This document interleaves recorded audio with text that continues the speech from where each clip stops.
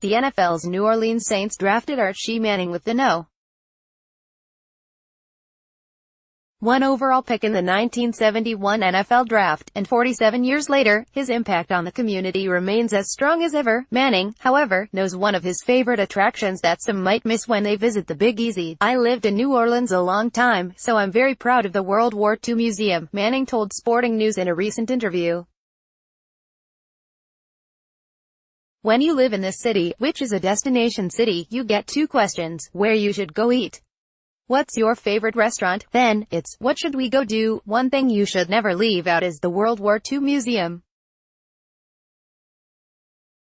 It's one of the great things we have in this city." More. SN's Top 25 for 2018. In that regard, it's fitting Manning will receive the 2018 American Spirit Medallion at the National World War II Museum on Friday, an award that recognizes longtime dedication to civic and charitable causes.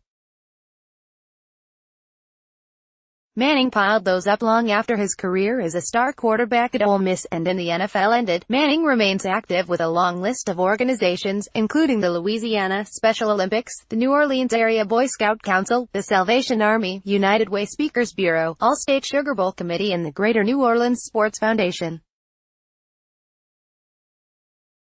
From a football standpoint, he's chairman of the National Football Foundation and is preparing for his 23rd yard at the Manning Passing Academy with his sons Peyton, Eli and Cooper. He's an all-time ambassador for New Orleans. Now, he'll receive the American Spirit Medallion, whose past recipients include former President George H.W. Bush, Tom Brokaw, Jen. Colin Powell and Henry Kissinger. "That was the thing that shocked me and really made it even more of an honor for me when you look at the past recipients," Manning said. For Manning, the honor takes on a special meaning that goes on beyond the museum's roots in New Orleans. He considers it a tribute to his upbringing with his parents Elisha and Jane and Drew, Miss, that continued with his wife Olivia and 3 sons who went on to college and NFL success.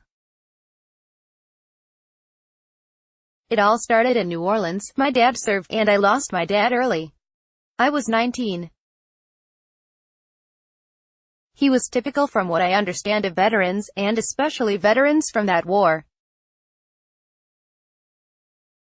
He never talked about it. I never dug in and tried to get him to talk about it, and he certainly didn't," Manning said. "Olivia and I get compliments about our children, and I'm always quick to pass the credit where it's due, and that's to Olivia," he said.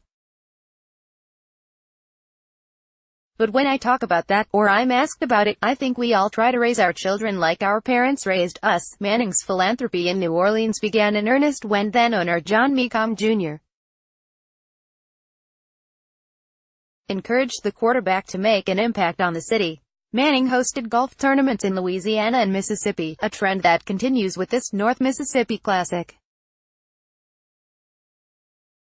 More. Top 25 QBs for 2018. Perhaps the most notable event is the Manning Passing Academy, which started at Tulane with 185 campers and has grown to a must-attend annual event that hosts as many 900 players. Archie said Peyton came up with the idea with the intent of helping area quarterbacks improve their passing skills. "We've done something really good there, and I'm really proud of that," Archie said.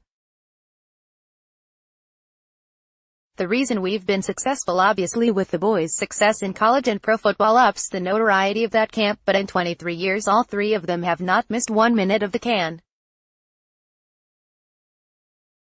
I'm selfish, and it guarantees me 4 days with them. Just us. It's something we love to do." That's the mindset Manning keeps to this day, one that was key in the aftermath of Hurricane Katrina, a disaster that came with it long and hard. Manning stayed involved with that, and that's a large reason he's receiving the American Spirit Medallion. That museum, which focuses heavily on the D-Day invasion on June 6, 1944, continues to leave an impact on him. He remembers attending a photo op in April where he saw buses unloading visitors to the museum, part of a month in which more than 100,000 people visited the attraction. That's something Manning will always take pride in as his work continues. They keep adding to it, Manning said. It's so popular nationally.